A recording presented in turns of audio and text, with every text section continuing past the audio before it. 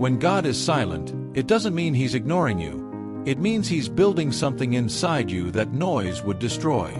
Silence is not punishment, it's preparation, and the enemy's biggest lie right now is convincing you that God's quietness equals His absence.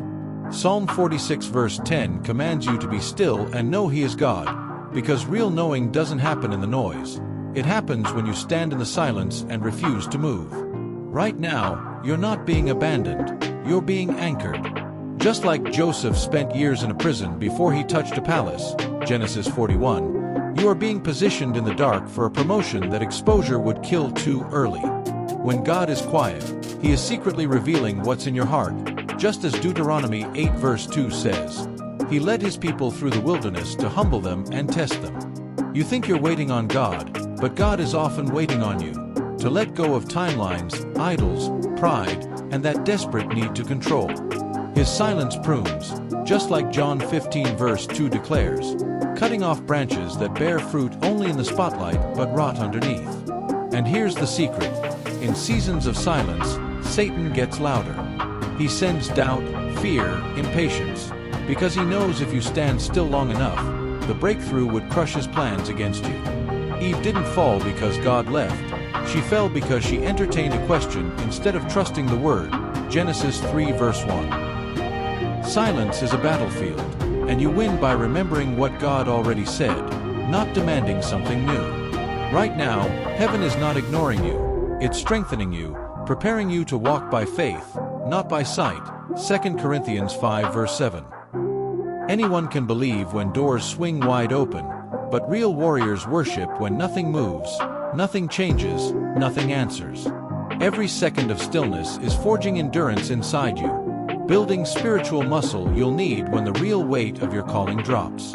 Isaiah 40 verse 31 promises that those who wait on the Lord will renew their strength, not those who wait on results, feelings, or applause. Are you waiting on God, or just waiting for things to look the way you want? And listen carefully, hiddenness is not a curse. It's protection. Moses spent 40 years hidden on the backside of a desert before confronting Pharaoh. David killed lions and bears in secret before anyone knew his name. Jesus lived 3 decades in obscurity before his first miracle. Stop despising the place where God is hiding you. It's a sacred greenhouse, not a graveyard. Habakkuk 2 verse 3 reminds you the vision is for an appointed time. Though it lingers, wait for it, it will not lie. But most people abort their promise during the silence because they confuse unseen with unloved. In the silence, God is tearing down idols you didn't even realize you built.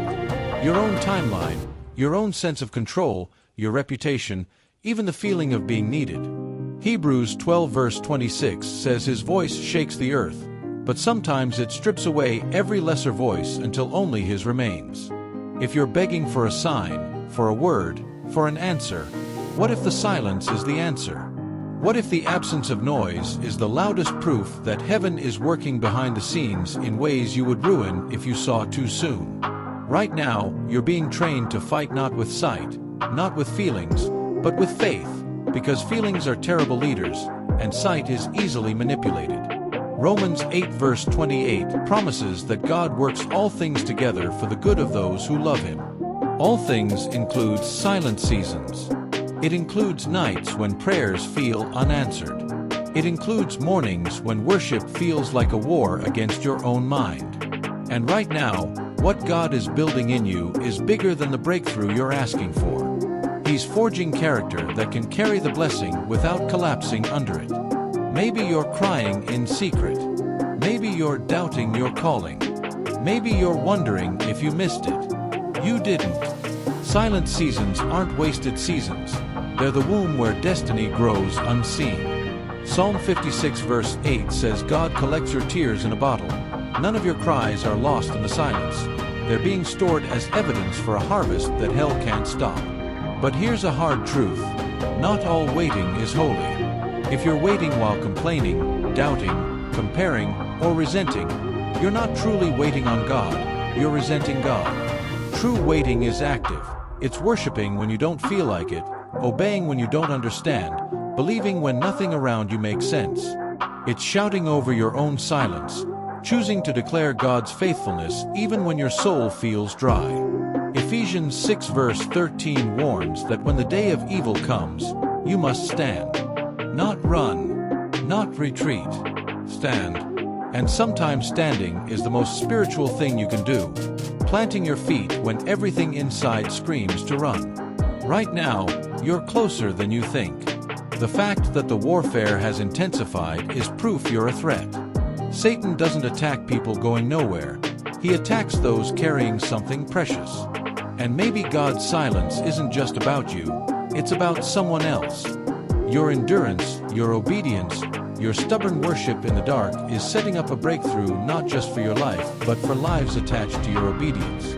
Hebrews 12 verse 1 says you're surrounded by a cloud of witnesses. Your race is echoing through generations you'll never meet. Don't waste this silence. Lean into it. Listen deeper. Let it strip you, shape you, strengthen you.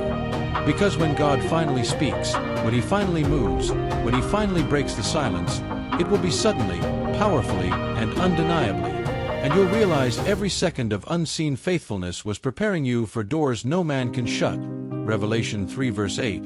For battles you were born to win, for purposes bigger than your pain. So stand firm. Worship louder. Trust deeper. The silence is speaking. Will you have the faith to listen?